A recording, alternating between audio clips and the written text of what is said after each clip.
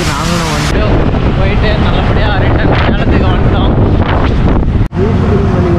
Hi friends, நான் தான் உங்கள் ஜோஜோ பேசுகிறேன். இதுதான் நம்மளோட ஃபஸ்ட்டு வீடியோ.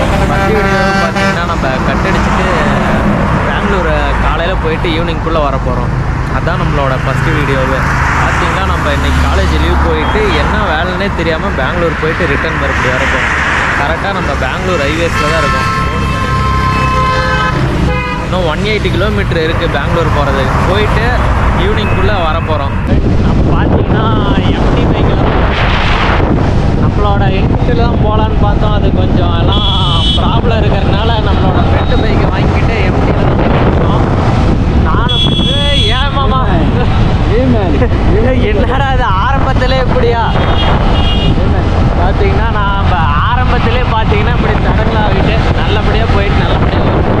யார் நம்ம கூட வரான்னு பார்த்தீங்கன்னா நம்மளோட ஃப்ரெண்டு பாலாஜி தான் வராரு. அவர் பைக் ஓட்டிகிட்டு இருக்காரு. கொஞ்ச நேரம் கழிச்சு நாம் பைக் ஓட்டும். ஃப்ரெண்ட்ஸ், நாம் போகிற நேரம் பார்த்தீங்கன்னா கிளைமேட்லாம் சரியே இல்லை. ஃபுல்லாக மழை வர மாதிரி இருக்குது. நானே தெரில, பெங்களூரில் வேறு கிளைமேட் எப்படி இருக்குன்னு தெரியல.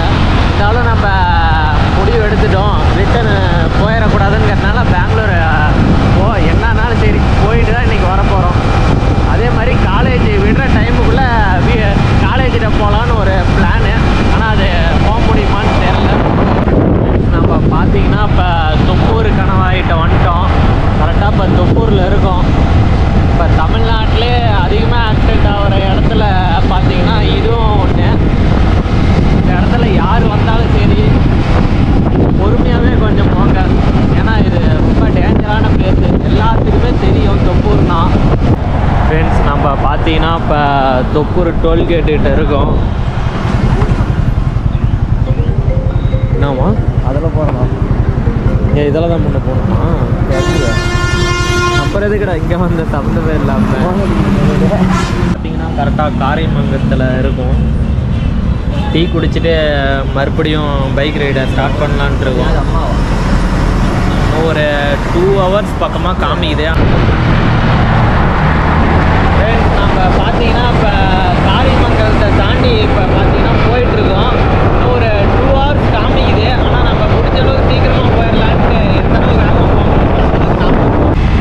நம்ம பார்த்தீங்கன்னா போயிட்டுருக்கோம். பார்த்தீங்கன்னா மறுபடியும் நம்ம ட்ராவல் மழை குளிர்காலம் வந்துருச்சு. மழை வர ஆரம்பிச்சிருச்சு. என்ன பண்ணுறதுன்னு தெரில.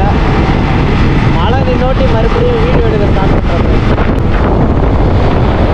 இன்னும் ஒன்னூருக்கு இன்னும் 20 கிலோமீட்டரு.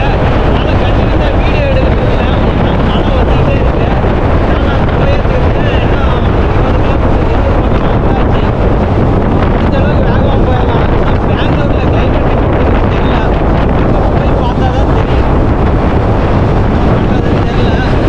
இந்த அளவுக்கு நான் மழையே வந்தாலும் கண்ட்ரோல் பண்ணிட்டு போயிட்டு இருக்கோம். ஒவ்வொரு டோல்கேட் நின்று நம்ம வீடியோ கண்ட்ரோல் பண்ணலாம்.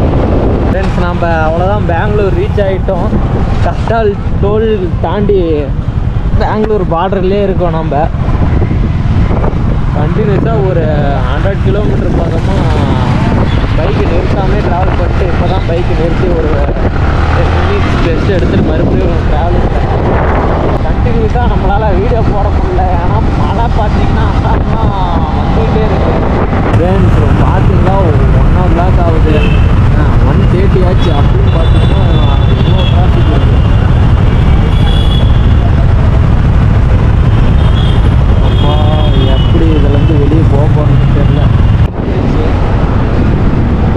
பார்த்தீங்கன்னா பெங்களூர்லாம் ஃபுல்லாக மழை தான். நாங்கள் இப்போ தான் சாப்பிட்டு ஒரு 4:30 மணிக்குள்ளே ரீச் ஆகிடலாம் நம்ம சேலம் அப்படின்னு நினச்சோம். ஆனால் இப்போ இப்போவே 3:30 ஆயிடுச்சு. அதனால் ஒரு 5:30க்குள்ளே நாட்டம்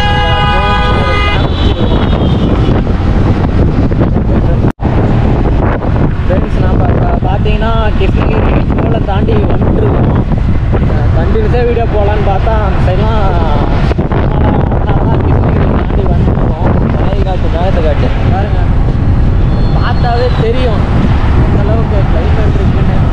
அதான் கிருஷ்ணகிரி போயிட்டுருக்கோம் நாங்கள். பைக் இப்போ தான் சொல்லி வாயை முன்னோம். பார்த்தீங்கன்னா அதுக்குள்ளே இவ்வளோ மழை வந்து ஆரம்பிச்சிருக்கு. நாங்களும் வண்டி நிறுத்திட்டு ஓரமாக வந்து நின்றுட்டுருக்கோம்.